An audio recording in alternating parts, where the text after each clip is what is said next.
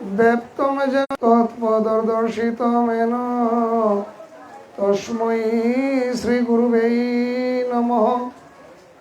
ওম অজ্ঞানম তিমিরান্ধস্য জ্ঞানাঞ্জনশলাকয়া চক্ষুরুন্মিলিতমেন তস্मै শ্রী গুরুবে নমঃ।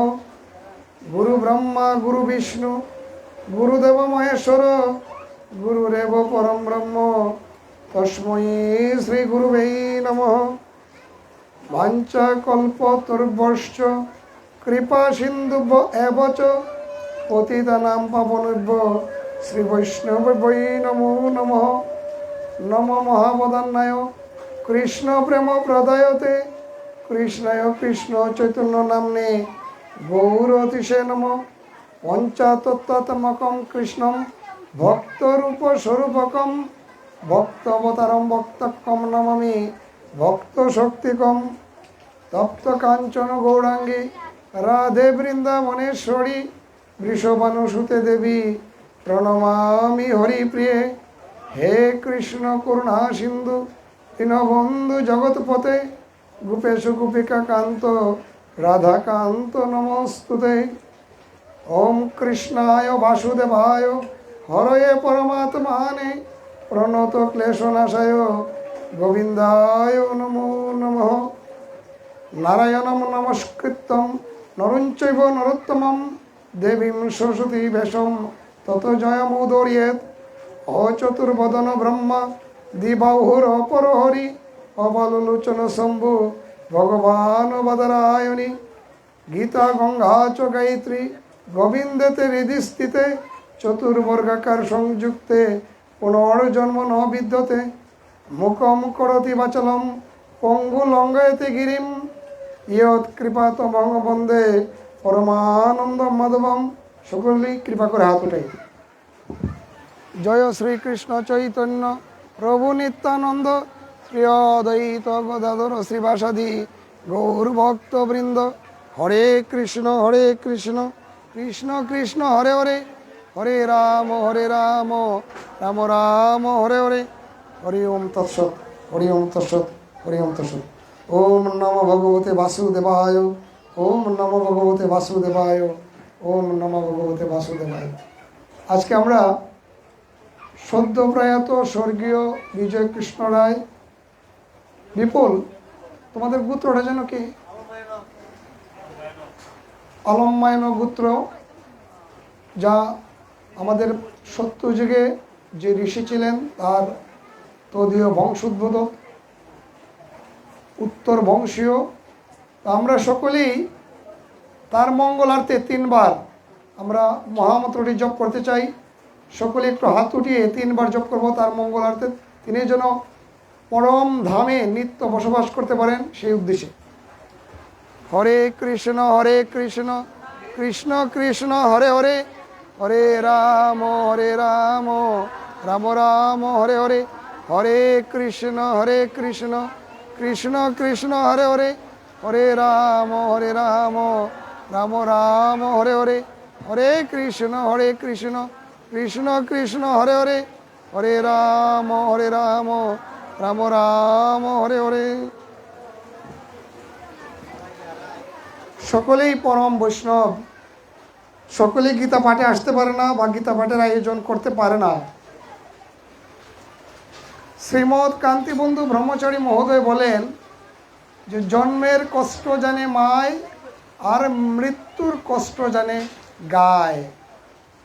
আজকে যে তিনি সদ্য প্রয়াত হয়েছেন তার প্রমাণ তিনি যে কতটুকু ভালো লোক ছিলেন।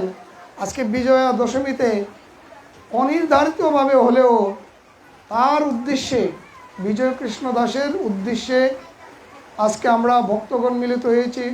তার মঙ্গলার্থে, তার পরিবারের মঙ্গলার্থে তথা সকলের মঙ্গলার্থে আজকে আমরা গীতা পাঠে উদ্বুদ্ধ হয়েছি, শ্রবণ করতে প্রয়াসী হয়েছি। তো এতেই বোঝা যায় কর্মের মাধ্যমেই যে তার ফল নিহিত, তা প্রমাণিত। গীতায় ভগবান বলেছেন যে কর্মফল তোমার আশা করার দরকার নেই, কর্মফল আমি নির্ধারণ করে রেখেছি, তুমি শুধু কর্ম করে যাও। সেই প্রেক্ষিতে দেখুন এত ঝড় বর্ষণ মুখর দিনেও যে কয়জন আমরা ভক্ত পেয়েছি মন্দ নয়, কারণ গীতা পাঠে কেউ আসতেছে না। ডিজে বাজত, নৃত্য হতো, নাচ গান হতো, দেখলেন মানুষের অভাব পড়তো না। ভক্ত কয়েকজনই থাকে, প্রকৃতপক্ষে ভক্ত লাখে একজন, আর হাজারে একজন পাওয়া যায় কি না সন্দেহ আছে। তো আমরা শুরু করি গীতার ভিতর থেকেই। আমরা যে জিনিসটি জানি যে জন্মিলে মৃত্যু অবশ্যম্ভাবী, প্রতিটি জীবের ক্ষেত্রে তা সত্য, প্রতিটি জীবের ক্ষেত্রে তা সত্য। প্রতিটি জীবেই জন্মগ্রহণ করার পর থেকে সে খাদ্য গ্রহণ করে, আবার ঘুমায়, রাত্রি যাপন করে, দিন যাপন করে। কিন্তু পার্থক্য একটাই, মনুষ্য জীবনের সাথে অন্যান্য জীবের পার্থক্য একটাই, সেটি হলো যে মানব জাতি ভগবানের সেবায় নিজেকে নিয়োজিত করতে পারে, কিন্তু অন্য দেহধারী জীব সেটি পারে না। মানব জাতি এমনও এক দুর্লভ জাতি যা ভগবানের সাথে নিত্যযুক্ত থাকার প্রয়াসী হতে পারে যদি সে ইচ্ছা করে। তাই গীতায় ভগবান অর্জুনকে বলেছেন, হে অর্জুন শুনো, মৃত্যুর তিনটি পথ আছে। এই তিনটি পথের মধ্যে একটি পথ শুধু আমার সাথে যুক্ত, সেটি হলো নিত্য আমার সাথে যে যুক্ত থাকে, যে আমার সাথে সদা আমার কথা কল্পনা করে, আমার সাথে আমার জপ তপ কীর্তন করে, অর্থাৎ আমার সাথে কানেক্টেড থাকে, সেই মৃত্যুই হলো উত্তম মৃত্যু। প্রতিটি জীবের ক্ষেত্রেই তা সত্য, আর মানব জাতির জন্য তো আরও বড় সত্য। এই কারণেই গীতায় ভগবান বলেছেন যে এই দেহটার মৃত্যু হয় কিন্তু আত্মার মৃত্যু নেই। নৈনম সিন্ধন্তি শস্ত্রাণি নৈনম দেহতে পাবক। এই কথাটির অর্থ হলো যে দেহটার মৃত্যু আছে কিন্তু আত্মা মৃত্যু নেই। আত্মাকে ছেদন করা যায় না, আত্মাকে দহন করা যায় না, আত্মাকে কোনো দিয়েই কোনো কিছু ভিজানো যায় না, জলে ভিজানো যায় না। তাই অনাদিরাদি ভগবান কৃষ্ণচন্দ্র অর্জুনকে বলেছেন, হে অর্জুন তুমি মনস্থির করো। এই যে 18টি অধ্যায় মধ্যে ভগবান অর্জুনকে উপদেশ দিয়ে গিয়েছেন তা কিন্তু যুদ্ধের আগে। এরপরে কিন্তু ভগবানের কথা শুনে অর্জুন তার কুরুক্ষেত্রের মাঠে অস্ত্র ধরেছিল, এর আগে নয়। গীতার যখন মহাবাণী অর্জুনকে ভগবান দিয়েছিলেন তখন অর্জুন কয়েকটি প্রশ্ন করেছিলেন, বলেছিলেন যে হে কৃষ্ণ, হে যাদব, হে সকেতি, আমি যদি এই আত্মীয় পরিজনকে হত্যা করে এ রাজ্য লাভ করি, সুখ করি, তাতে আমার আনন্দ নেই। কেন নেই? আত্মীয় স্বজন যদি নাই থাকে তাহলে এই আমার অর্থ বৃত্ত রাজ্য লাভ করে কি আনন্দ? এতএব আমি অস্ত্র ধরব না। সেই কারণেই প্রথম অধ্যায়টি অর্জুন বিষাদ যুগ বলা হয়েছে। এটা তো দ্বিতীয় অধ্যায়ে যেতে পারতো, সাংখ্য যুগে তো যেতে পারতো। কেন প্রথম অধ্যায়? আমাদের প্রতিটি জীবেই দেখেন প্রতিদিন আমরা কিন্তু শান্তিতে নেই, আমরা কিন্তু বিষাদে ভরা। এই জগৎ সংসারটিতে কাউকেই, যে কোনো ব্যক্তিকে যখন আপনি প্রশ্ন করবেন, প্রশ্নের উত্তর সে বলবে যে আমি শান্তি নেই রে ভাই, বড় অশান্তিতে আছি। শান্তি কোথায় পাওয়া যাবে? শান্তিটা কোথায় পাওয়া যাবে? দেখেন, যারা অর্থ বিত্ত বৈভবের মালিক তাদেরকেও আপনি প্রশ্ন করবেন, দেখবেন যে সেও বলবে তার শান্তি নাই। আর যে আবার কুরের ঘরে থাকে, তাকে যদি জিজ্ঞেস করেন, যদি সে সদা ভগবানের সাথে যুক্ত থাকে, সে বলবে আমি পরম সুখে আছি। হরি বল। মধ্যে আরেকটা কথা বলে নেই, এই মহামায়া সংসদে গীতা পাঠের আয়োজন করা হতো প্রতি বছর, এই বিগত কয়েক বছর যাবৎ সপ্তমী এবং অষ্টমীর দিনে। কিন্তু দুর্ভাগ্যবশত এইবার এই আয়োজনটি কর্তৃপক্ষ বা কমিটি কেন করেন নাই সেটা আমার জানা নাই, তবে করলে ভালো হতো।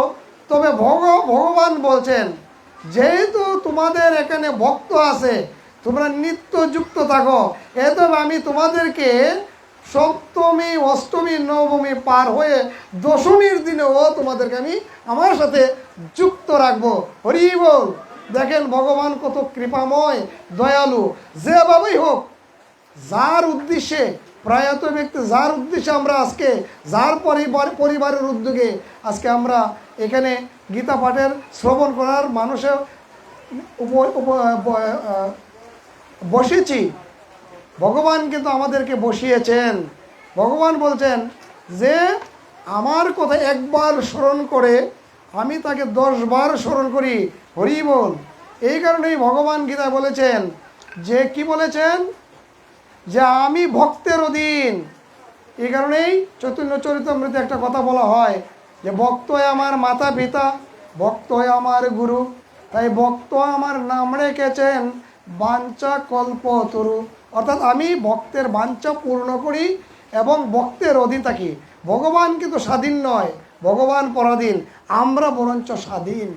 এটা আমার কথা নয়, গুরু গৌরাঙ্গের মুনি ঋষিদের কথা। আমি শুধু মেসেঞ্জার, বাহক হিসেবে আপনাদের সাথে এই কথাগুলো ডেলিভারি দিচ্ছি, অর্থাৎ আপনাদের সামনে বর্ণনা করছি।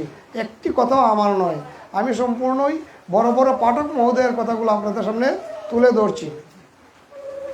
ভগবান যে একজন আছেন, মহান সৃষ্টিকর্তা যে এই পৃথিবীতে একজন আছেন, তা আমাদের বিশ্বাসের জায়গা থেকে এখনই প্রমাণিত যে এই বিজয়া দশমীতেও ভগবান গীতা পাঠ করানোর সুযোগ করে দিয়েছেন। যাই হোক, আমি গীতার মধ্যে আবার প্রবেশ করি।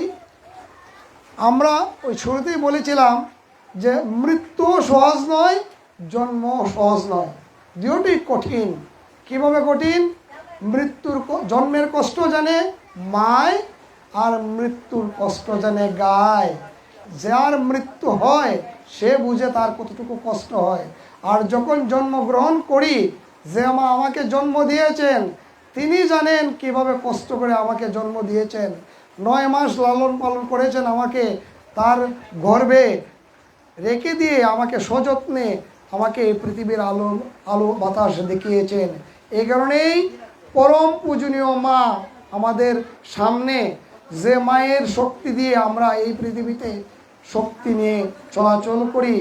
মা দুর্গা কিন্তু সকল দেবতার ঐশ্বর্যের, বীর্যের, তেজের রশ্মি দিয়ে মা দুর্গা আবির্ভূতা। মা কিন্তু কারো গর্ভে জন্মগ্রহণ করেননি, মা কিন্তু সকল দেবতার তেজ রশ্মি দিয়ে আবির্ভূতা হয়েছেন। তাই আমি এই দশমীর দিনে আপনাদের সময় বেশি নষ্ট করব না, কারণ অনেক সময় আরও পরে রয়েছে।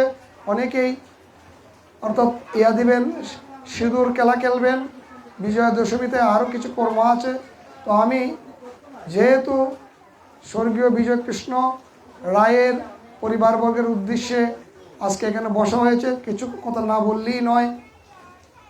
আপনারা দেখেন এই পৃথিবীতে যারা মৃত্যুবরণ করেছে, কিছুদিন আগেও একটা ঘটনা ঘটেছে, পত্রপত্রিকায় আপনারা পেয়েছেন, ফেসবুক লাইভে বা ফেসবুকে দেখেছেন, যে ভারতের বিশিষ্ট চিত্রনায়িকা, তার স্বামী কোটি কোটি টাকার মালিক, তার আঙ্গিনায় এয়ার অ্যাম্বুলেন্স নিজস্বভাবে তৈরি করা, কিন্তু একটি পোকা, অর্থাৎ একটি, আমরা বলি আমাদের ভাষায় এটা কী বলে, বলা না কি বলে, বেঙ্গল, সেটি গলার ভিতরে ঢুকে গিয়ে 1 সেকেন্ডে তার শ্বাসনালীতে ঢুকে গিয়ে মৃত্যুবরণ হয়ে গিয়েছে। ভগবান যে কখন কাকে নিয়ে যাবেন আমরা কেউ জানি না। কোটি কোটি টাকার সম্পত্তি আমার থাকতে পারে, কিন্তু আমার 1 সেকেন্ড সময় আমি নাও পেতে পারি, ডাক্তারের চিকিৎসা নাও পেতে পারি। এর প্রমাণ ব্রিটিশ রাজ পরিবারের 1996 সালের দিকের ঘটনা, সম্ভবত 96 বা 98 হবে, যে একটা 1200 বছরের রাজ পরিবার, ওই রাজ পরিবারের একজন এই গৃহবধূ, নাম প্রিন্সেস ডায়না, সে গাড়িতে যাওয়ার পথে আরেক গাড়ির সাথে ধাক্কা লেগে স্পট ডেড। কোনো ডাক্তার নেই, নার্স নেই, কোনো সুযোগ সুবিধা সে সেবার পায়নি, অথচ তার ধন সম্পত্তির কোনো কমতি ছিল না। আরও আপনাকে যদি কাছে আসি দেখতে পাবেন যে ভারতের ইন্দিরা গান্ধী কমতি কিছুই ছিল না, ডেড বডি জায়গায় শেষ, চিকিৎসা করেও সে বাঁচতে পারেনি। সে কখন কে যে মৃত্যুবরণ করে আমরা কেউই বলতে পারি না। এই কারণেই গীতায় ভগবান অর্জুনকে বলেছেন নিত্য যুক্ত থাকতে হবে, সুচিতাং শ্রীমতাঙ্গে যুগভ্রষ্ট অভিজায়তে, অর্থাৎ সাধনার দল বিফলে যায় না। আপনারা যদি ভগবানের সাথে যুক্ত থাকেন, সাধনায় মত্ত থাকেন, তাহলে ভগবান বলছেন যে তার এই সাধনা আমি বিফল হতে দেব না। তার প্রমাণ আমার এই শ্রদ্ধেয় কাকা মহাশয় বিজয় কৃষ্ণ রায়, তিনি যে আসলে সৎ মানুষ ছিলেন, আপনারা সকলেই তাকে চেনেন।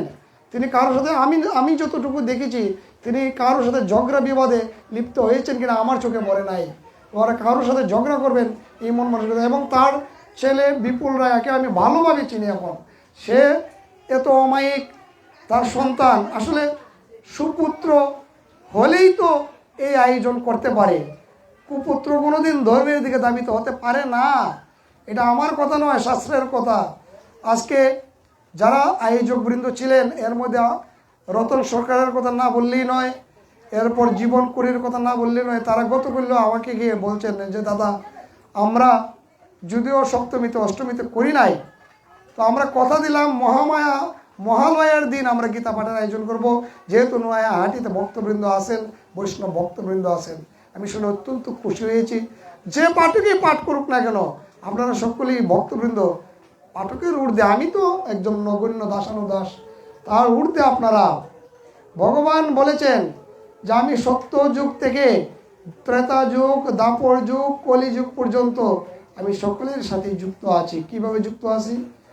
সত্যতে ছিলেন নারায়ণ, আর ত্রেতাতে ছিলেন রাম, দাপরে ছিলেন কৃষ্ণ, কলিতে হলেন শ্রী গৌরাঙ্গ চৈতন্য মহাপ্রভু। চৈতন্য মহাপ্রভু এসেছিলেন ভক্ত রূপে, যিনি ভক্ত রূপে এসে ভগবানকে কিভাবে ভজনা করতে হয় সেটি তিনি দেখিয়েছিলেন। যদি গৌরাঙ্গ না আসিত এই কলিযুগে, তাহলে কলিযুগের এই পাপি তাপি কেমনে উদ্ধার হইত। তাই তিনি মহামন্ত্র দিয়ে গিয়েছেন, যে মহামন্ত্র জপ করলে আর কোনো মন্ত্র জপ করতে হয় না। এই গৌরাঙ্গ মহাপ্রভু যখন দক্ষিণ ভারতে গেলেন, উনি গিয়ে সেখানে 1 মাস দেখেছিলেন। তার কাছে যখন একজন ভক্ত গিয়ে বললেন যে প্রভু, দেখে আসলাম সরস্বতী নদীর তীরে একজন দরিদ্র ব্রাহ্মণ গীতা পাঠ করছে ভুল উচ্চারণে, তার তো গীতা পাঠ হয় না। গৌরাঙ্গ মহাপ্রভু বলেন চলো তো দেখে আসি। গৌরাঙ্গ মহাপ্রভু গিয়ে এই দরিদ্র ব্রাহ্মণের পিছন আস্তে আস্তে গিয়ে বসলেন। বসে দেখলেন ঠিকই তো এই ব্রাহ্মণ গীতা শ্লোক উচ্চারণ করছে। আমার কথা না, গৌরাঙ্গ মহাপ্রভুর জীবনীতে পাবেন সেটি। আর ভুল উচ্চারণে উনি শ্লোক আবৃত্তি করছেন। যখন ওনার 18টি অধ্যায় শেষ হলো, গৌরাঙ্গ মহাপ্রভু জিজ্ঞেস করলেন যে হে দ্বিজ, আপনি যে গীতা পাঠ করলেন, আপনার তো উচ্চারণ ভুল হয়েছে, তখন আপনি এই ভুল উচ্চারণে গীতা পাঠ করেন কেন? তখন দ্বিজ বললেন, হে প্রভু, আমি গীতা পাঠ করি, গীতার শ্লোক আবৃত্তি করি, আমি জানি আমি ভুল উচ্চারণ করি, কিন্তু আমি কেন করি সেটা আপনি জানুন। আমি যখন গীতার শ্লোক আবৃত্তি করি আর মনে মনে ধ্যান করি, ধ্যান করে সেই ছবিটি দেখি অর্জুন ভগবান কৃষ্ণের চরণে হাত দিয়ে জোড়াত করে বসে আছে, আর ভগবান উপর থেকে গীতার উপদেশ দিচ্ছেন। এই দৃশ্যটা যখন আমার চোখের সামনে ভেসে আসে, তখন আমি মনে করি যে ভগবান সাক্ষাৎ আমার কাছে আছেন। আমি ভুল পড়ি আর শুদ্ধ পড়ি সেটা বড় কথা নয়, ভগবান আমার অন্তরের অন্তঃস্থলে থেকে আমাকে সামনে এসে দর্শন দিয়েছেন। রাধে রাধে। তখন গৌরাঙ্গ মহাপ্রভু বললেন যে হে দ্বিজ, আপনার গীতা পাঠই সত্যিকারের সঠিক, আর যারা পাণ্ডিত্য দেখায় তাদের এটা সঠিক নাও হতে পারে।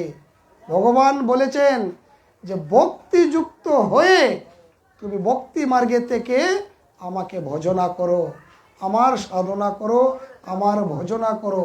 এই কারণেই গৌরাঙ্গ মহাপ্রভু কলিযুগে পথ বাতলি দিয়েছেন ভক্তি যুগ। শুধু ভক্তি যুগের মাধ্যমেই ভগবানকে পাওয়া সম্ভব। কিন্তু আমরা ভক্তি যুগে এসো, একদম সহজ রাস্তাতে এসো, আমরা সেই জায়গা ঠিক রাখতে পারি না। প্রমাণ, যারা ব্যবসা বাণিজ্য করেন, আমার কথা মাপ শুনে যদি কষ্ট পান আমাকে মাফ করে দেবেন, তবু আমি বলছি শুনুন, আপনারাও দেখবেন আমরা পুরুষ জাতি যারা আছি, যদিও প্রকৃতিতে পুরুষ এবং নারী বলতে কিছুই নেই, পুরুষ জাতি যারা আমরা আছি, যারা ব্যবসা বাণিজ্য করি, তারা আমরা প্রায়ই গীতা পাঠে তো প্রশ্নই ওঠে না, গীতা পাঠে তাকিও না। আবার দোকানে গিয়ে যখন দোকানদারি করি, শুধু 5 মিনিটও না, হরি বল একটা ভক্তি দিই, 1 মিনিট শেষ, বা সর্বোচ্চ 2 মিনিট, যুক্ত থাকি 2 মিনিট। সেই দিক থেকে আমার যে মাতৃস্বরূপা জননী যারা আছেন, সেখানে বসা দিদিরা আছেন, আমার ছোটো বোনেরা আছেন, তারা আপনারা এগিয়ে আছেন। আপনারা সর্বদা ভগবানের সাথে যুক্ত না থাকতেও পারলেও আপনারা অন্তত ঘন্টা 2 ঘন্টা ভগবানের তলে ব্যয় করেন। সেই দিক থেকে আপনারা সকলেই ভাগ্যবতী এবং আমাদের চেয়ে অত্যন্ত ঊর্ধ্বের স্থান আপনাদের স্থান। সেই কারণেই আমাদের সনাতন ধর্মে দেখবেন মাতৃপূজা বেশি। বাবাও আছেন, বাবাও যেমন মহাদেবও আছেন সাথে, আমরা ব্রহ্মার পূজাও করি, নারায়ণের পূজাও করি, কিন্তু মাতৃপূজা কেন বেশি করি? কারণ মাতৃশক্তি আমাদের প্রাণ শক্তি। ভগবান নিজেও মাতৃশক্তির আরাধ্যা ছিলেন। রামচন্দ্র কি এই দুর্গাপূজা করেন নাই? ভগবান রামচন্দ্র তিনি নিজেও মায়ের আরাধনা করে শক্তি সঞ্চয় করে অসুর বধ করেছিলেন, রাবণকে বধ করেছিলেন। সেই পূজাই তো আজকে আমরা করলাম। রামের প্রচলিত দেখানো পদ্ধতি তো আমরা মায়ের পূজা করে আসলাম। আজকে বিজয়া, শুভ বিজয়া তিথি, এই বিজয়া তিথির শেষ লগ্নে আমরা যে জিনিসটা আরও জানতে চাই, অর্জুনকে বলেছেন গীতায় ভগবান, শুনো অর্জুন, তোমার এই আত্মীয় স্বজন পরিজন সেই মায়া মমতা ত্যাগ করে বলো। এগুলো হলো তমগুণ এবং রজগুণের প্রভাব। তোমার মধ্যে সত্যগুণের প্রভাব বিস্তার করো। সেটা বলছেন কোথায় গিয়ে? 12 অধ্যায়ে গিয়ে। অনপেক্ষ শুচির দক্ষ উদাসীনগত বেত সর্বারম্ভা পরিত্যাগী ইয়মদ ভক্ত শ্রমে প্রিয়। অর্থাৎ যে সব কিছু পরিত্যাগ করে শুধু আমার সাথে, পরিত্যাগ বলতে যদি আমরা মনে করি যে সংসারের সব কিছু ত্যাগ করে আমরা যদি ভগবানের জপ করি, তা আমার খাবার জুটাবে কে? না, সেই পরিত্যাগ কথা বলে নাই। বলেছে তোমার লালসা, কামনা, বাসনা সেইগুলো ত্যাগ করো। আমরা তো সকলেই ব্যবসা বাণিজ্য করি শুধু কামনা বাসনা চরিতার্থ করার জন্য, সেইগুলো পূরণ করার জন্য। সেইগুলো আমাদের ঠিক থাকবে।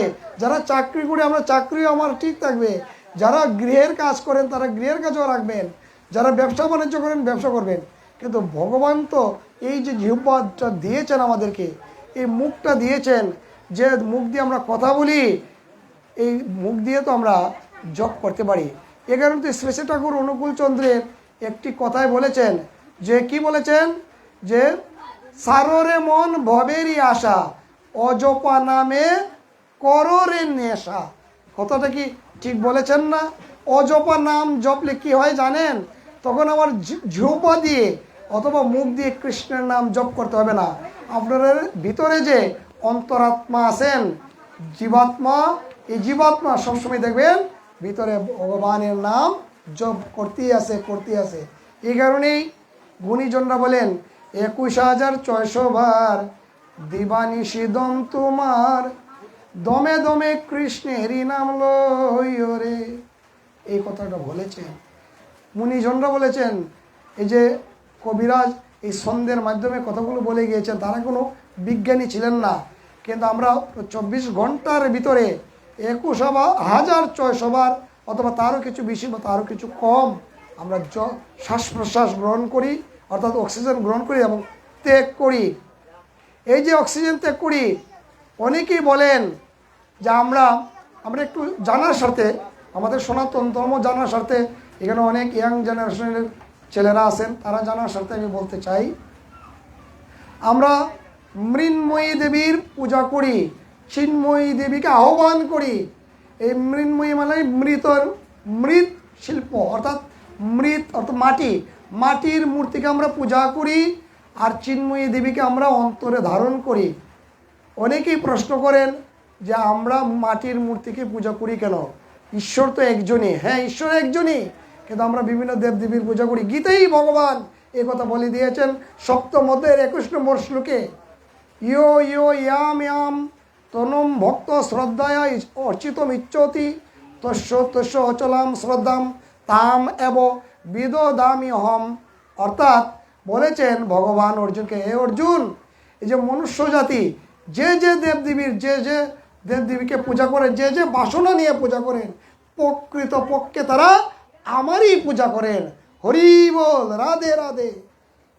এটা আমার কথা নয়, গীতার সপ্তম অধ্যায়ের 21 নম্বর শ্লোকে ভগবান বলেছেন। আবার বলেছেন, বিজ্ঞানে দেখেন একটা বিষয় আছে, পানি চক্র, যেটা আমরা জন্মান্তরবাদে বিশ্বাস করি, অন্যরা জন্মান্তরবাদে বিশ্বাস করে না, কিন্তু এটাই ধ্রুব সত্য। আপনি পূর্বজন্মে কি ছিলেন আমরা জানি না। কেন জানি না? আমরা আমাদের শ্রবণ ইন্দ্রিয়, জ্ঞান ইন্দ্রিয় এবং আমাদের যে স্মরণ ইন্দ্রিয়, এইগুলো আমাদের ইরাইজার হয়ে যায়, ডিলিট হয়ে যায়। কিভাবে ডিলিট হয়? এটা আমাদের দোষ নয়। বয়স যত বাড়বে তত স্মৃতিশক্তি ম্লান হবে। এটা এক ধরনের রোগ। সেই রোগটা বয়সের ভারে আস্তে আস্তে ধাবিত হয়। সেটা যারা ডাক্তার আছেন, যারা বিজ্ঞান জানেন, তারা বুঝেন। এটা কোনো দোষ না। কেউ যদি কাউকে ভুলে যায় বা কোনো কিছু মনে রাখতে পারে না, এটা বয়সের কারণে আলটিমেটলি এই রোগটা হয়ে যায়। তো আমরা আর যত রোগী থাকুক, অর্জুনকে ভগবান বলেছেন, গীতায় বলেছেন যে অর্জুন, অন্তিম সময়ে কেউ তোমার সাথে থাকবে না, কাউকে তুমি কাছে পাবে না, শুধু একমাত্র আমাকেই পাবে। এই কারণেই বলেছেন অষ্টম অধ্যায়ে, অন্তকালে চ মামে ভক্তা সর অন্তকালে চ মামে ভক্তা সর কলেবরম। অর্থাৎ অন্তিমকালে যেভাবে আমাকে স্মরণ করে, আমি তারে সেই দেহ প্রাপ্ত করে দেই। এই কারণেই আমাদেরকে বলতে হয় যে অন্তিমকালে যদি ভগবানের নাম জপ করতে করতে আমরা দেহযাত্রা নির্বাহ করতে পারি, তাহলে ভগবান কথা দিয়েছেন অর্জুনকে গীতার মাধ্যমে, সমগ্র মানব জাতিকে, যে আমি পরবর্তী জীবনেও আবার মানব জন্ম পাবো। তাহলে মানব জন্ম পেতে হলে কি করতে হবে? আপনাকে প্র্যাকটিস করতে হবে, চর্চা করতে হবে। চর্চা যদি আপনি না করেন, তাহলে অন্তিম সময়ে এসেও আপনি ভগবানের নাম জপ করতে পারবেন না। উদাহরণস্বরূপ আমি অনেক পার্টি এই কথাটা বলি, আবারও বলছি আপনাদেরকে স্মরণ করিয়ে দেওয়ার জন্য। অনেকেই হয়তো জানেন, একটু উদাহরণ টেনে বলছি। এক ব্যক্তি অত্যন্ত বড় ব্যবসায়ী ছিলেন, তার 4 পুত্র ছিল।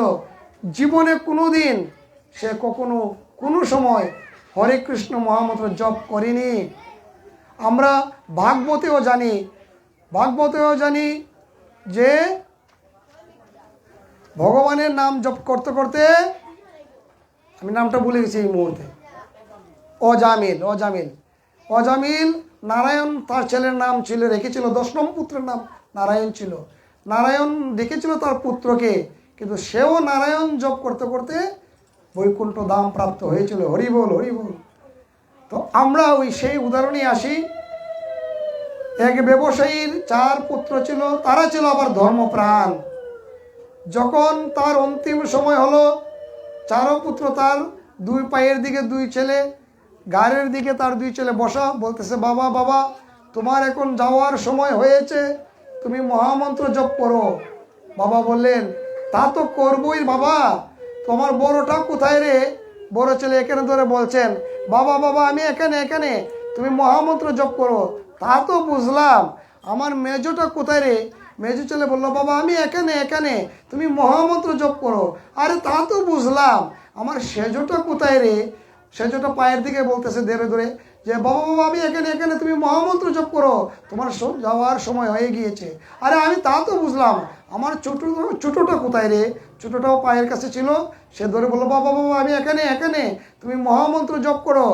আরে তোরা যদি এখানেই বসে থাকিস, তাহলে আমার ব্যবসাটা দেখবে কে রে? কথা বলি সে শেষ। পারছে কি তার নাম জপ করাইতে? তার 4 ছেলে মহামন্ত্র জপ করাতে পারেনি। কেন পারেনি? তার প্র্যাকটিস নাই, তার অনুশীলন নাই। এই কথাটাই ভগবান অর্জুনকে বলেছেন, তুমি যদি নিত্য যুক্ত থাকো তাহলে তুমি আমাকে পাবে, অন্তিমকালে আর কাউকে পাবে না। আর আমরাও সেই অর্জুনের মাধ্যমে সমগ্র মানব জাতি আমরা বুঝতে চাই, জানতে চাই এবং জানাতে চাই যে সবসময় ভুল উচ্চারণই করেন আর শুদ্ধ উচ্চারণই করেন, গীতা পাঠের সাথে যুক্ত থাকবেন।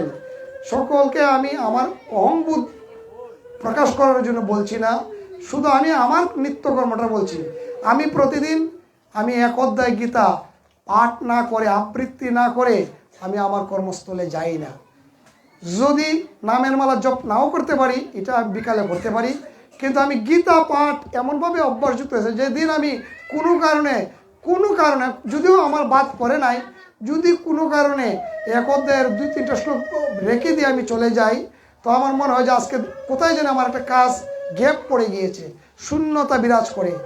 এই কারণেই বলছি আপনাদেরকে, আপনাদের চরণ তলে আবারও হাত রেখে বলছি, সকলে আপনারা সনাতন ধর্মের লোক, কলিযুগ পাবন অবতার গৌরাঙ্গ মহাপ্রভু সেই কথাটাই বলে গিয়েছেন যে আমরা আর কিছু না পারি, আমাদের সন্তানদেরকে, আমাদের সন্ততিরা যেন বিপদগামী না হয়, সেই জন্য সকলকেই, এখন যদিও হচ্ছে বিভিন্ন স্কুল, গীতা স্কুল হচ্ছে, আমাদের নয়াহাটিতেও আছে, ওই রাধা গোবিন্দের আখড়ায়ও আছে, ঘুষপাড়ায়ও আছে, বিভিন্ন দেশের বিভিন্ন প্রত্যন্ত অঞ্চলে এবং গীতা পাঠের জন্য শিশুদেরকে আগ্রহী করে তোলা হচ্ছে বিভিন্ন সংগঠন। তবুও বলছি, আপনারা আপনাদের সন্তানদেরকে একবার হলেও প্রতিদিন 1টি শ্লোক হলেও পড়াবেন। আপনারা নিজেরাও পড়বেন, 1টি শ্লোক না হয় 1টি লাইন হলেও পড়বেন, 1টি লাইন না হয় 1টি শব্দ হলেও পড়বেন। গীতার সাথে যুক্ত থাকবেন। গীতার সাথে যুক্ত থাকাই মানে ভগবানের সাথে যুক্ত থাকা। গৌরাঙ্গ মহাপ্রভু সেই বাণীটি বলে গিয়েছেন যে আত্মেন্দ্রিয় প্রতিবাঞ্চা তারে বলি কাম, আর কৃষ্ণেন্দ্রিয় প্রতিবাঞ্চা ধরে প্রেম নাম। সেই প্রেম নাম ধরতে গেলে ভগবানের সাথে যুক্ত থাকতে হলে সদা সর্বদা হরির নাম জপ করতে হবে। প্রথম কোনো অসুরকে মহামন্ত্র জপ করতে পারেনি, নারায়ণ শব্দটা উচ্চারণ করতে পারেনি। প্রথমে এই কলিযুগের কথা বলছি, প্রথমেই ভগবান শ্রীকৃষ্ণ চৈতন্য গৌরাঙ্গ মহাপ্রভু বলে গেছেন হরি বল, হরি বল, হরি বল। কাকে শিখিয়েছিলেন? প্রথম একটি মাঝিকে। সে জীবনেও কোনোদিন নাম জপ কীর্তন করেনি, কৃষ্ণ নাম, কৃষ্ণ শব্দটাই তার মুখে আসে না, তখন তাকে হরিবল দিয়ে শুরু করিয়েছিলেন। কৃষ্ণ নামটা কেন আসলো? কৃষ্ণের নামের যদি ব্যাখ্যা করি, কয় রিকার মধ্যাহ্ন মূর্ধন্য দিয়ে কৃষ্ণ শব্দটা যুক্ত। যারা শিক্ষকতা করেন সকলেই জানেন, যারা কম্পিউটার টাইপ করেন তারাও জানেন। অনেকেই কৃষ্ণ নামের যে মূর্ধন্য লাগে অনেকেই জানেন না। এখন কৃষ্ণ কৃপা করে আমার ভিতরে উষ্ণতা দিয়েছেন বলেই তো আমি জীবিত আছি, নাই তো আমি মৃত। যখন আমার অন্তিম শয়ন আসবে, আমি যখন এই পৃথিবীতে থাকবো না, আমার দেহখানি পড়ে থাকবে, তখন আমার দেহ আস্তে আস্তে ঠান্ডা হয়ে যাবে, আমার শরীর দেহখানি শীতল হয়ে যাবে। আমার শীতল হওয়ার উষ্ণতা থাকবে না। দেহ জীবাত্মা না থাকলে পরমাত্মাও থাকেন না। তো উষ্ণতা যখন থাকবে না, তখন আমার দেহ এটা নিষ্ক্রিয় হয়ে গেল, অর্থাৎ দেহটা হয়ে গেল অপদার্থ, এটা কোনো পদার্থই না, অর্থাৎ এটা আমার এই দুনিয়াতে আর কাজে লাগবে না। তাই জীবিত থাকতেই মানুষের উপকার করে যান, জীবের কল্যাণ করে যান। প্রতিদিন আমার মা বলতেন যে তুমি যে পৃথিবীতে এসেছো, পৃথিবীতে তুমি যতদিন থাকবে, কারো যদি উপকার নাও করতে পারো, অপকার করবে না। এটা সত্য কিনা বলেন? উপকার হয়তো আমাদের দ্বারা করা সম্ভব নয়, কিন্তু অপকার কিন্তু আমরা সকলেই করতে পারি। ক্ষতি করা বেশি কঠিন কাজ নয়, কিন্তু আমরা যেন এইটা সবাই বর্জন করে চলতে পারি, সে কথাই গীতায় ভগবান কৃষ্ণ অর্জুনকে বলেছেন। কি বলেছেন? বেদেষু যজ্ঞেষু তপেষু চৈব দানেষু যুত পুণ্যফলম প্রতিষ্ঠম অত্যধিত বিদিতা উগি পরমম স্থানমুপৈতি চাদ্যম। আবার 6ষ্ঠ অধ্যায়ের 37তম শ্লোকে বলেছেন নহি জ্ঞানেন বৈরাগ্যম নহি জ্ঞানেন সদৃশম পবিত্রমিহ বিদ্যতে তৎস্বয়ং সংসিদ্ধ কালীন আত্মনে বিন্দতি শ্রদ্ধাবান লভতে জ্ঞানম, যে শ্রদ্ধার সহিত জ্ঞান অর্জন করে, কি জ্ঞান? আধ্যাত্মিক জ্ঞান অর্জন করে, সেই আমার পরম ভক্ত। এই কারণেই আমাদের গীতা পাঠের আয়োজন করতে হয়, সর্বদা যেন আমরা ভগবানের এই বাণীগুলো শ্রবণ করে আমাদের অন্তরে ধারণ করতে পারি। সেই কারণেই গীতা পাঠ করতে হয়। গীতার মধ্যে আমি গবেষণা করার ক্ষমতা আমার নেই, তবে আমি গবেষণা লব্ধে আসি। প্রতিদিন আমি গীতার প্রতিটি শ্লোক, কেন ভগবান কি বলেছেন এই শ্লোকে, আমার সংসার জীবনে এই শ্লোকের কী প্রয়োজন, আমি দেখলাম। আমি অন্তত ক্ষুদ্র জীব হিসেবে আপনাদের সামনে এই কতটুকু আশ্বাস দিতে পারি, 100% আশ্বাস দিতে পারি। গীতায় রাজনীতি, সমাজনীতি, ধর্মনীতি এবং পরিবার নীতি, অর্থাৎ স্বামী স্ত্রী কীভাবে চলতে হবে, সন্তান সন্ততিকে কীভাবে চালাতে হবে, কীভাবে আপনি সমাজের অন্যান্য মানুষদের সাথে উঠা বসা করতে পারবেন, সব কিছুই অর্জুনকে ভগবান দিয়েছেন এই গীতার মধ্যে। বিভিন্ন অধ্যায়ের বিভিন্ন শ্লোকে বলে গিয়েছেন। এমনকি গীতার বিভিন্ন শ্লোক অ্যানালাইসিস করলে দেখা যায়, গবেষণা করলে দেখা যায় যে বিজ্ঞানের সাথে সম্পর্কিত। এই কারণে নবম অধ্যায়ে ভগবান বলেছেন গিয়ে অর্জুনকে যে তপামি অহম বসনম নিগৃহান্নামি উৎসৃজামি চ অমৃতম চৈব মৃত্যুশ্চ সদ অসদ চাহম অর্জুন।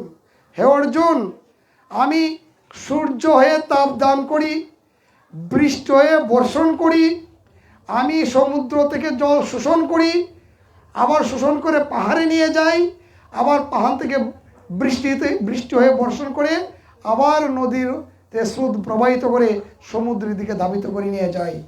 আমি জীবের জীবন, আমি জীবের অবিনাশী আত্মা, আমি নশ্বর ব্যক্ত জগৎ।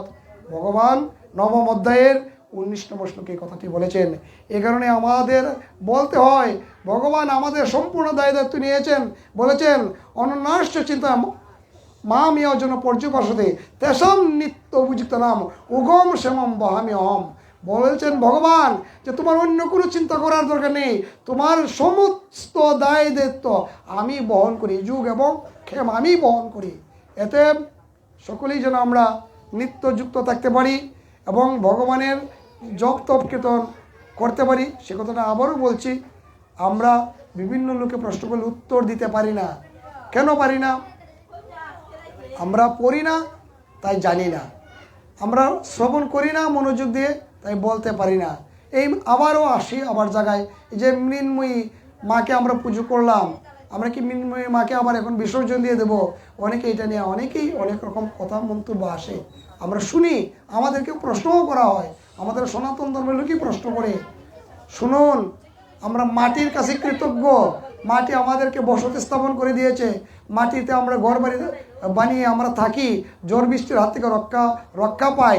সে কারণে মাটিকে আমরা প্রণাম করি, ভূমিকে আমরা প্রণাম করি, সূর্যকে আমরা প্রণাম করি। সূর্য আমাদেরকে তাপ দান করে আমাদের দেহকে উষ্ণ করে রাখছেন, ভগবানের মাধ্যমে সেটি আসছেন সূর্যকে। তাই আমরা সূর্যের কাছে কৃতজ্ঞ। সূর্যকে আমরা প্রতিদিন ঘুম থেকে উঠেই প্রণাম করি। আমরা চন্দ্রকে প্রণাম করি, পুজো করি। আমরা বিভিন্ন দেবদেবীকে পুজো করি। সকলের কাছে আমরা ঋণী কীভাবে? একটু উদাহরণ দিয়ে, আমরা গাছকে ভক্তি করি, শ্রদ্ধা করি, প্রণাম করি। গাছের কাছে আরও বেশি ঋণী। কীভাবে ঋণী? একটু উদাহরণ দিলে গীতাই বলা আছে, একটা ব্যাখ্যা দেওয়া আছে। আমরা একজন পূর্ণাঙ্গ বয়স্ক মানুষ 60 বছর পর্যন্ত যদি বাঁচে, সে প্রায় প্রতিদিন 550 লিটার অক্সিজেন গ্রহণ করে। 550 লিটারের কম অথবা বেশি, গড় 550 লিটার। 550 লিটার অক্সিজেন যদি আপনি হাসপাতালে গিয়ে গ্রহণ করেন, বর্তমান বাজার মূল্যে তা হবে কমপক্ষে 5000 টাকা। প্রতিদিন যদি আপনি 5000 টাকার অক্সিজেন গ্রহণ করেন, তাহলে মাসে হলো কত? 1.5 লক্ষ টাকা। আপনি এক মাসে অক্সিজেন গ্রহণ করলেন 1,50,000 টাকা। বছরে গিয়ে দাঁড়ালো কত? প্রায় 30 লক্ষ টাকা। এখন 60 বছর যদি আপনি বেঁচে থাকেন, আপনার অক্সিজেন গ্রহণ করলেন কয় কোটি টাকার? প্রায় 613 কোটি টাকার মতো আপনি অক্সিজেন গ্রহণ করলেন। পারবেন ভগবানের এই ঋণ শোধ করতে? এই গাছকে আপনি তৈরি করতে পেরেছেন? এই গাছকে আপনি বানিয়েছেন? এই বৃক্ষলতা কি আপনি তৈরি করতে পেরেছেন? এখন যদি আপনাকে 1 কোটি টাকা দেওয়া হয়, আপনি কি পারবেন একটি আলু বানিয়ে দেখাতে, একটি বেগুন বানিয়ে দেখাতে, একটি ফল বানিয়ে দেখাতে? পারবেন না, সেই ক্ষমতা আপনার নেই। ভগবান মাটির মধ্য থেকেই গাছকে উৎসর্গিত করেছেন এবং এই গাছ আস্তে আস্তে বড় হয়ে পাতা দিয়েছে, ফুল দিয়েছে, ফল দিয়েছে। গাছ আমাদেরকে অক্সিজেন দিচ্ছে। এই প্রকৃতি থেকে আমরা অক্সিজেন গ্রহণ করে বেঁচে আছি। তাহলে ভগবানের কাছে আমরা যখন আসি, ভগবানকে আমরা কী দিই? ভগবানের কাছে তো আমরা নিচ্ছি, শুধু নিচ্ছি আর নিচ্ছি। এবং মায়ের কাছে পূজা দিয়ে আমরা বলি, মা গো আমাকে দন দুল দাও, দনং দেহি এবং কি দিহি বিদ্যাং দেহি। এই কথাগুলো মাকে বলি। এগুলো বলার কোনো প্রয়োজন নাই। ভগবান বলছেন আমি সব জানি, কার কি পেতে হবে, কার কি কিভাবে তার জীবন চালাতে হবে সব আমি জানি। শুধু শুধু আমাকে স্মরণ করো, শুধুই আমাকেই স্মরণ করো, যখন যেটা প্রয়োজন আমি তোমাদেরকে সেটি দিয়ে দেবো। উদাহরণস্বরূপ দেখুন আমরা কত ধর্ম থেকে কতটুকু দূরে চলে যাচ্ছি। প্রায় 2 বছর আগে আমি একটি দোকানে গিয়েছিলাম একটি শুকে জানার জন্য। তখন বাজে 5 মিনিট কম 1টা। ভদ্রলোক বললেন যে আপনি বসুন, আমি একটু আমার ধর্মীয় কাজটা সেরে আসি। আপনারা সকলে বুঝতে পারছেন, আমার ধর্মীয় কাজটা সেরে আসি। আমি বললাম যে আমি এতটুকু সময় বসার তো সময় আমার নেই, আপনি আমাকে এখনই দিতে হবে। দাদা ভাই আপনি হয়তো রিজিকে থাকলে পাবো, আর না তাহলে পাবো না। আপনি বসলে আমি যদি আমার রিজিকে থাকে তাহলে আমি আমার ধর্মীয় কাজ সেরে আপনাকে এসে বিষয়গুলো দিয়ে দেব, আপনার সাথে আলোচনা করব। আর যদি আপনি না থাকেন ধরে নেবো আমার রিজিকে নাই, তবে আমি আমার ধর্মীয় কাজ বাদ দিতে পারবো না। আপনি বসলে বসেন, যেতে চাইলে চলে যেতে পারেন। দেখছেন বিষয়টা? একটু গুরুত্ব দিন, অনুধাবন করুন। আমাদের ধর্মের কোনো লোক যদি দোকানদারি করে ব্যবসা করি, আর স্ত্রী যদি বলে কি গো তুমি দুপুরবেলা হয়ে গেছে 2টা বাজে এখনও তো খেতে আসলে না, বলবে তোমার খাওয়ান রাখো তো, এখন ভাইকার আসছে, কাস্টমার আসছে, বিক্রি করে আসি বাসা। আর ধর্ম কাজ তো আরও বহুত পরের কথা। যাকে আপনি অতি ভালোবাসেন তার কথাই আপনি ফেলে দিবেন। কারণ আমরা এত লোভী হয়ে গেছি, আমাদের কাম ক্রোধ লোভ মোহাম্মদ মাৎসর্য এমনভাবে আমাদেরকে আষ্টে পৃষ্ঠে ধরে রেখেছে, যার ফলে আমরা ধর্মীয় কাজের সময় পাই না। এই কারণেই এই যে রামপ্রসাদ বলেছেন, আমি সকল কাজের পাই হে সময়, তোমারে ডাকিতে পাইনি। এই কথাগুলো বলেছেন, এমনি বলেননি। আমরা এমনভাবে মত্ত হয়েছে সনাতন ধর্মের লোকরা কাজে কর্মে, যে আমরা সকল কাজ করার সময় পাই, ভগবানকে ডাকার সময় পাই না। সেই কারণে ভগবান বলেছেন মন মনামদ ভক্ত ম দিয়া যে মাম নমস্কার। তুমি মনটা আমাকে দাও, আমাকে নমস্কার করো, তাহলেই তুমি আমাকে পাবে। আজকে এই পর্যন্ত ইতি রাখি। সকলের কৃপা যদি হয় তো আবারও আমরা হাত জোড়াত করে ভগবানের মহামন্ত্র জপটি এবার জপ করি, যার উদ্দেশ্যে স্বর্গীয় বিজয় কৃষ্ণ রায় তার পরিবারবর্গের মঙ্গলার্থে, আবারও বলছি আপনাদের সকলের মঙ্গলার্থে, নিজ নিজ মঙ্গলার্থে, বিশ্বের সকল মনুষ্য জাতি না শুধু সকল জীবের মঙ্গলার্থে আমরা এই ধর্মীয় আয়োজন করে থাকি এবং করব, ভবিষ্যতে অব্যাহত রাখবো। আর এই পূজা কমিটিকে আমি অনুরোধ করব যে আপনারা কিন্তু এই দুর্গাপূজায়, এটা একটা ঐতিহ্য ছিল হবিগঞ্জ পৌরসভার ভিতরে, যে নয়াহাটিতে সপ্তমীতে অষ্টমীতে গীতা পাঠ, ভাগবত পাঠ, ধর্মীয় আলোচনা করা হয়। আগামী বছর মা আবার আসবেন, চিন্ময়ী মা তো সবসময়ই আসেন, মৃন্ময়ী মা আবার আসবেন। আসলে আপনারা কিন্তু এই জায়গাটা রাখবেন, এতে এখানের ভক্তবৃন্দরা কিন্তু খুশি হয়। আরও ভক্ত হয়তো বৃষ্টি না হলে, তো আমাকে না রাখতে পারেন, আমার মতো অধমকে না রাখেন, কোনো সমস্যা নেই। আরও যে বড় বড় পাঠক আছে তাদেরকে আনবেন, এনে সপ্তমী অষ্টমীতে গীতা পাঠের একটা টাইম রাখবেন, একটু সময় রাখবেন, দেন না একটু সময় ভগবানের। মায়ের গুণগানও তো এই গীতা পাঠের মাধ্যমে বলা যায়, মা কীভাবে এই মর্ত্যলোকে আবির্ভূত হলেন সেটিও তো আমরা জানতে পারি, নাকি জানতে পারি না? জানতে পারি। তবে এই সময়টুকু আপনারা রাখবেন। আমার অনুরোধ রইল, ভক্তবৃন্দের পক্ষ থেকেও আপনাদেরকে অনুরোধ জানাচ্ছি, আগামী বছর এই যে বাসন্তী পূজা আসবে, আবার দুর্গা পূজা আসবে, আপনারা গীতা পাঠের আয়োজনটা রাখবেন। আপনারা পাঠক যাকে আনেন তাতে সমস্যা নাই, আমি ভক্তরে দাসানুদাস হয়ে এই পাঠ শুনতে আসবো, বসবো, আপনাদের সাথে থাকবো। সকলে আবার করো জুড়ে মহামন্ত্র 3 বার জপ করি। হরে কৃষ্ণ কৃষ্ণ কৃষ্ণ হরে হরে, হরে রাম রাম রাম হরে হরে, হরে কৃষ্ণ কৃষ্ণ কৃষ্ণ হরে হরে, হরে রাম রাম রাম হরে হরে, হরে কৃষ্ণ কৃষ্ণ কৃষ্ণ হরে হরে, হরে রাম রাম রাম হরে হরে। হরি ওম তৎসৎ, হরি ওম তৎসৎ, হরি ওম তৎসৎ। ওম যদস্করম পরিবেষ্ট মাত্রা নিচ যদ্ভবেত পূর্ণম তৎসর্বং ভবতু তৎপ্রসাদাৎ জনার্দন।